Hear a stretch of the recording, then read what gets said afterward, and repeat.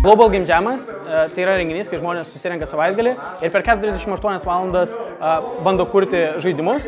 Tai yra pradžioje savaitgalio sugalvoja idėją ir bando įgyvendinti per savaitgalį. Bet tai yra ne tik skirtas kūrimui renginys, tai yra skirtas bendravimui, susipažinti su žaidimų industrija. Čia susipažįsta tiek pirmą kartą kuriantis žaidimus, tiek industrijos profesionalas. Kauno Game Jamai prasidėjo, tikrai nesumeluosiu, manau, 2009 metais vėl atgimė, tai pradininkai, manau, buvo Kauno technologijos universiteto studentai, tai Aras Pranckevičius, Paulius Liekis ir, manau, jie pradėjo Kaune daryti Game Jamus. Kaip apžvalgininkai, kaip žaidimų mėgėjai, tai yra turbūt gerai iš tos pusės, kad tu gali pamatyti, ką daro žmonės savo šalyje, nes tai buvo ypač labai gerai prieš 2 ar 3 metus, kai komercinių produktų Lietuvoje nebuvo.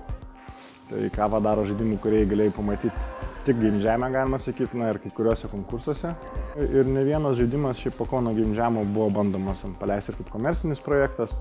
Tai nauda yra nediskutuotina, ta prasme. Vienas savaitgalis, kada žmonės gali susipažinti, apsitrinti, pamatyti tos pačius senus kūrėjus. Tai nežinau, ar šiemet čia pas mus bus, bet prieš porą metų buvo suvažiavę tie patys NESNAU studentai. Būtinai tokie renginiai reikalingi ir smagu, kad jie Lietuvoje vyksta ne kartą per metus.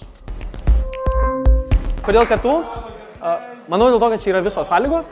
Tai yra, mums padeda tiek universitetas, tai mes gauname patalpas, mums padeda studentų atstovybė, jie iš esmės ir organizuoja visą renginį, yra savanoriai, rūpinasi visą infrastruktūrą, padeda mums platinti žinią, padeda renginio metu, dėstytojai mus skatina tai daryti, nevaržo mūsų kūrybingumo.